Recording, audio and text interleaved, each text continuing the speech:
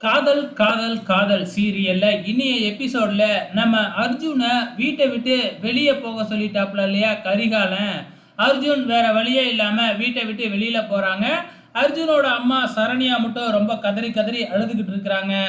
அர்ஜுன் அப்படியே வீட்டை விட்டு வெளியில போயிடுறாப்ல. அதுக்கப்புறம் என்ன, இந்த பாட்டி சரண்யா கிச்சன்ல வேலை செஞ்சுக்கிட்டு இருக்கும் பொழுது, என்ன என் மகளை இந்த வீட்டுல இருக்கக்கூடாதுன்னு நீ பண்றியா அப்படின்னு சொல்லி சரண்யாவை பிடிச்சி திட்டிக்கிட்டு இருக்கு இந்த பாட்டி.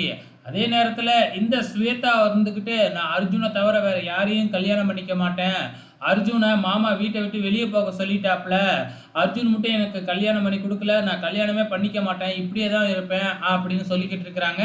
அதான் மாமா சொல்லியிருக்கிறாருல, எப்படியும் அர்ஜுனை உனக்கு தான் கல்யாணம் பண்ணி வைப்பாரு அப்படின்னு அந்த அம்மா வேறையா ஸ்வேதா கிட்ட சொல்லிக்கிட்டு இருக்கு. இந்த பக்கம் பாட்டி சரண்யாவை திட்டிக்கிட்டே இருக்கிறாங்க. சரண்யா முதல் முறையா தன்னோட அத்தை பாட்டிய எதிர்த்து பேச ஆரம்பிக்கிறாங்க. என்னைய இந்த வீட்டுல ஒரு மருமக மாதிரியா நடத்துனீங்க, நீங்க ஒரு அடிமை மாதிரி தானே நடத்திக்கிட்டு இருக்கீங்க, ஆனாலும் என்னோட செலவுக்கு நான் உங்ககிட்ட இருந்து ஒரு பைசா கூட காசு வாங்கவே இல்லை, நானே சொந்தமா சம்பாரிச்சு அதுல வர்ற காசை வச்சு தான் நான் எனக்கு செலவு பண்ணிக்கிறேன் அப்படின்னு நம்ம சரண்யா பேசுறாங்க. அது மட்டும் இல்ல, என் பையன் ஆசைப்பட்ட பொண்ணை அவன் கல்யாணம் பண்ணிக்கிறதுக்கு உரிமை இல்லையா, அது மட்டும் இல்ல, உங்களை மாதிரிலாம் நான் வர்ற மருமகளை வந்து நடத்த மாட்டேன், எனக்கு வர்ற மருமகளும் சொந்த காலில் நிற்கணும் அப்படி இப்படின்னு நம்ம சரண்யா வந்து மனசுல இருக்கிற எல்லாத்தையுமே பாட்டிக்கிட்ட சொல்லிடுறாங்க. அதுக்கப்புறம் பாட்டியால எதுவுமே பேச முடியல, அங்கிருந்து ஓடிடுறாங்க. இந்த பக்கம் மதுவை காமிக்கிறாங்க. மது ரொம்பவுமே நடந்ததெல்லாம் நினைச்சு நினைச்சு பார்த்து ஃபீல் பண்ணிக்கிட்டு இருக்கிறாங்க. அப்ப ஜன்னல் காத்துல அடிக்குது, ஜன்னலை மூடலாம்னு வெளியே வந்து பார்த்தா நம்ம அர்ஜுன் மது வீட்டு வாசல்ல வந்து நிக்கிறாப்ல.